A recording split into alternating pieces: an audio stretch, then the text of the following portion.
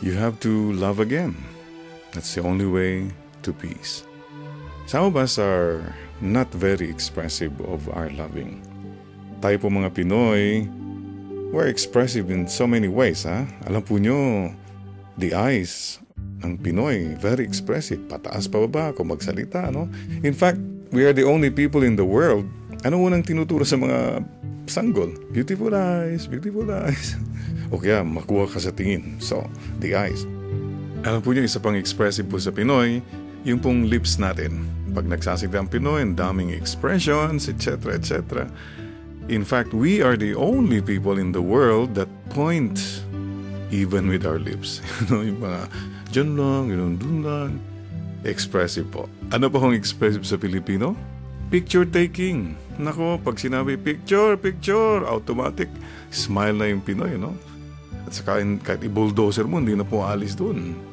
You know, one time I had a funeral mass. Naku po, iyakan ng iyakan. Buong misa, wala nang nakikinig, iyakan ng iyakan. Tapos sabi ng photographer, picture. Nako, nagngitian yung nagpa-picture taking. Pati nga yung patay nag-smile, you know. Expressive. Kaya lang po, when it comes to expressions of love, medyo hindi tayo expressive. Saka na lang yung Father. Corny naman yung I love you. Hindi po corny yan. Kuminsan nanay mo niyan, hindi mo man lang maakap. Tatay mo, anak mo, hindi mo lang masabihan, I love you, mahal kita. Understood na lang, Father.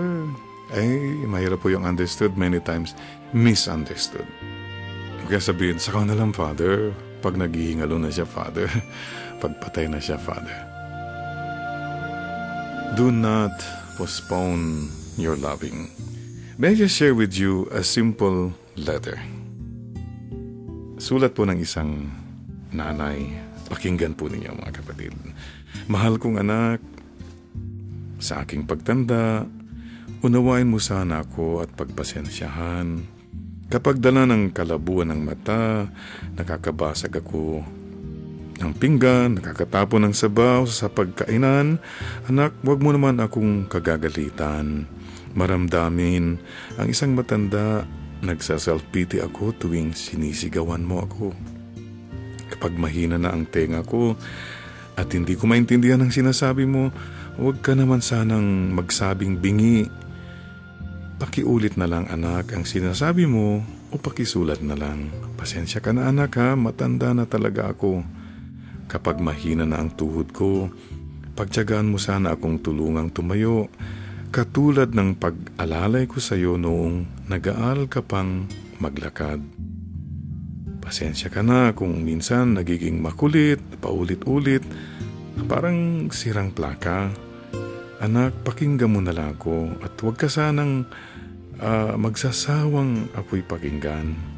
Natatandaan mo ba, nung bata ka pa, paulit-ulit mong kinikwento ang tungkol sa mga kaibigan, mga laruan. Anak, pagpasensyahan mo na rin ang aking amoy. Amoy matanda, amoy lupa. Huwag mo sana akong piliting maligo. Mahina na ang katawan ko.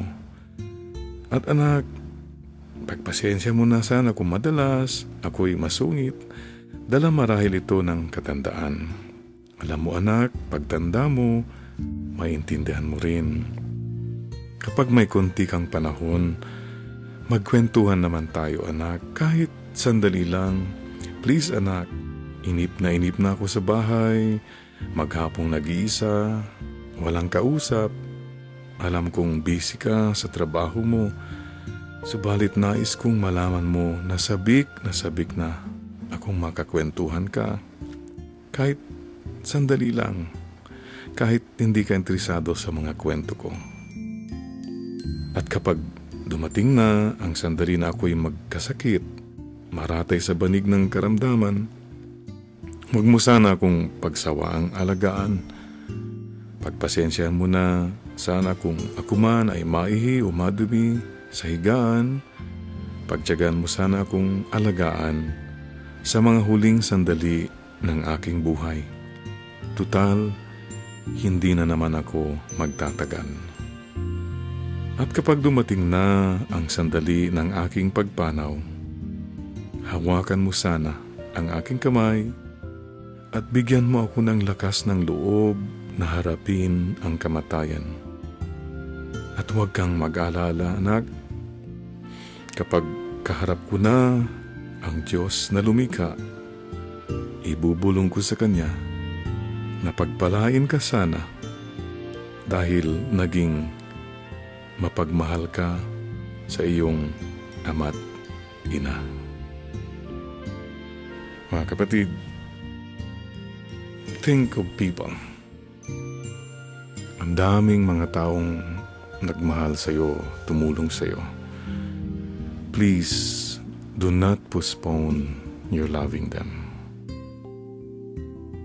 If you have time, right now, right away, make that phone call, send that text, yun nasa tabi mo, na mahal mo sa buhay, express your love right now.